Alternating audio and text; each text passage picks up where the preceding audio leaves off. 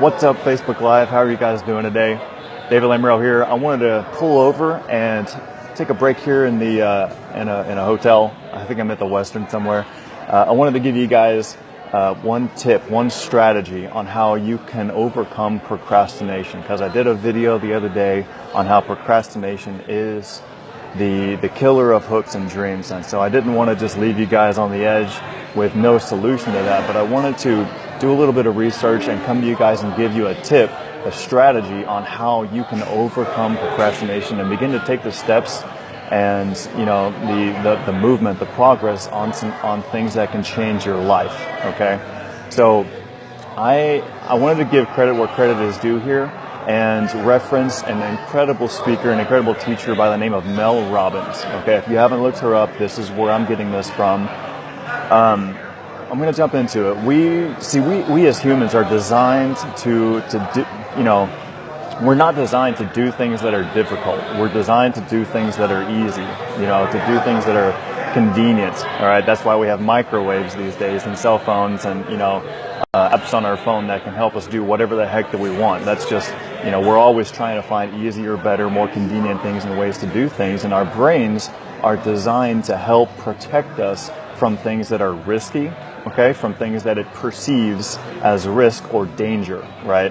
So this sets up a problem for us all, because in life you have things that you know that you need to do to progress and move forward in life, but you're never going to feel like doing it, you know, because as soon as we hesitate on doing the things that we know that we need to do. What's up, TK? How are you doing? What's up, Ray and Caleb? As soon as we hesitate for that split second on, you know, doing the things that we know that we need to do, our brain goes to work immediately thinking like, whoa, wait a minute. What's going on here? Why did he just hesitate? He didn't hesitate when putting on his shoes. He didn't hesitate when putting on his shirt or getting in the car, turning on the engine. So there must be something different here. And it goes into effect, and it has all these different mechanisms and ways of protecting us from that perceived risk. And one of those is called the spotlight effect, where the brain, it's a known phenomenon, where the brain magnifies the risk and it helps to try and pull you away from the perceived problem. And so people freeze up on stage. It's the spotlight effect, okay? Now, you can trace every problem or complaint in your life down to silence and hesitation, okay? And those, you got to realize that those are decisions, okay? So first off, you got to realize that motivation is garbage, right? It's never there whenever you need it to be, and that you're never going to feel like it, okay? You're never going to feel like doing the things that are really good for you, all right?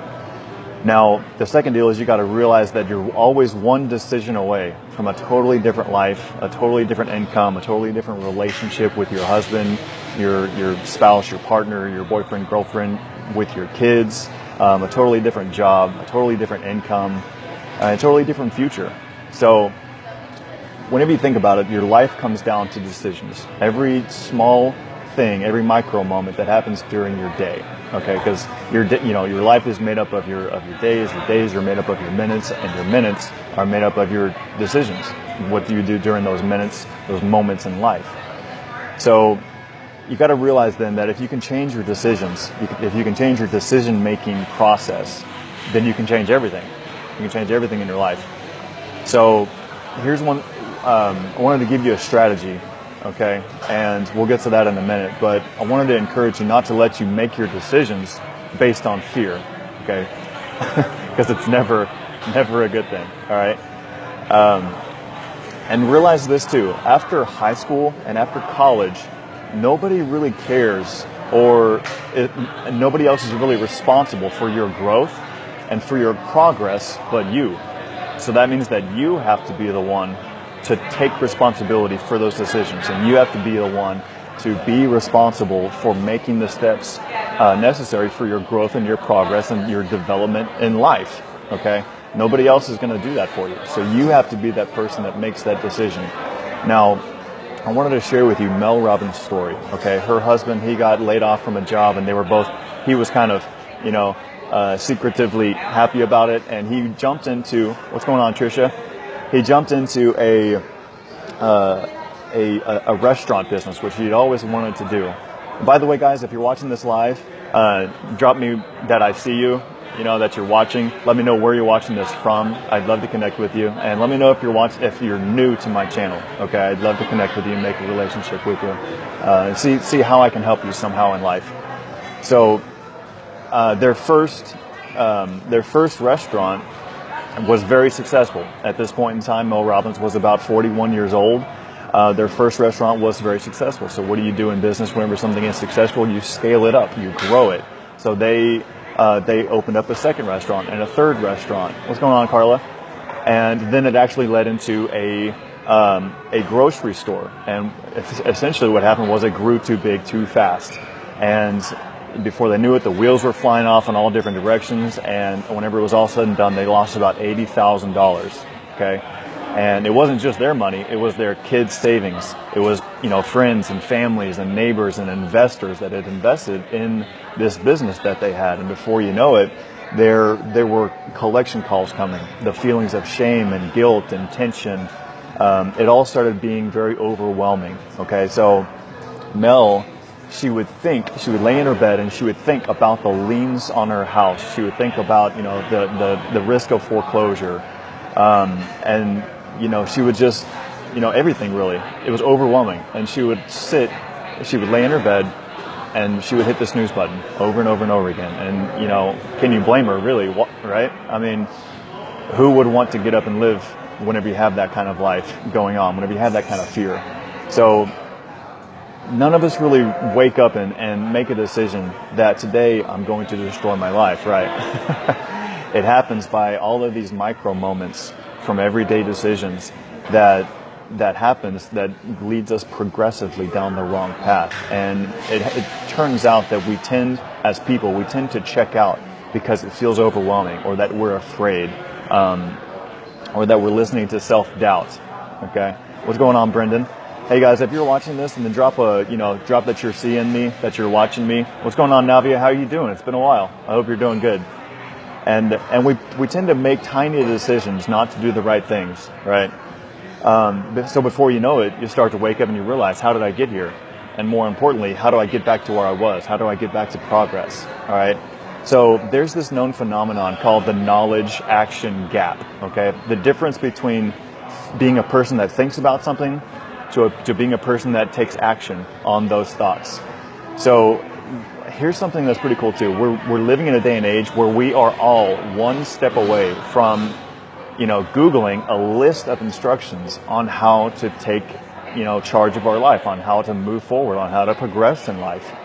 And I wanted to encourage you to be resourceful, okay? To be resourceful, to not look to anybody else for solving your problems, okay? You got to get out of your own head sometimes. Sometimes our brain can act enough to make us hesitate to where we just don't take action on our thoughts. And that's part of the fear-based problem, or the fear-based choice decision making, okay? I encourage you to be a person that doesn't just have the knowledge, but also that you can take steps, you can take action, okay, on those ideas, all right? I wanted to let you know that we're all basically about 5 seconds away from making an awesome decision, from being a decision maker, okay? So you basically got to trick your brain. You got to play a biohack on your brain, right? To beat your brain, to keep your brain from stopping you. So here's what I want you to do. Next time that you have an idea, or next time that you want to wake up early but it's too early, whatever, that you feel like it's too early, and you have that hesitation, and you may want to push the snooze button. Pretend that NASA is there. Here's my one tip. Pretend that NASA is there, okay? Count backwards. 5, 4, 3, 2, 1, go. All right, launch. Pretend whenever you're laying there and just count, okay? Backwards from 5 to 1. Go and launch yourself out of that bed. And this helped Mel Robbins to break her 3-month habit of hitting the snooze button, okay? And I really encourage you to give this a shot, to give it a try, Now, most humans are 5 seconds, it may be even shorter for you, that your brain will kick in and stop you from taking action. So try this silly little thing, okay? What's going on, Rocky? How you doing, Ashley? Man, it's good to see. It's good to see you on here, Ashley. How was Jonah? What's going on, Nadine?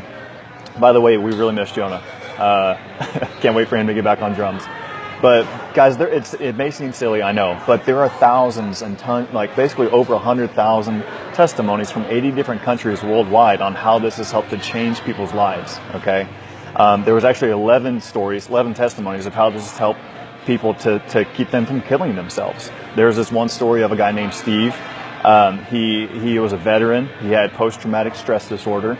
He took a ferry and he went up to the railing. He was going to jump off, but he started counting backwards from 5, 4, 3, 2, 1, and he acted on those thoughts. He backed away from the railing. He asked somebody for help, and it helped him to save his life.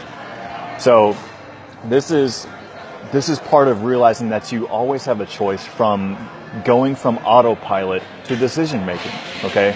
And whenever you do that, whenever you take those thoughts from autopilot and you bring them to the front of your prefrontal cortex and you start thinking about it, it will change everything. Okay, it'll help you be a better negotiator. It'll help you be better in sales. It'll help you be unstoppable in the gym. It'll help you have better relationships with people and your family and your kids.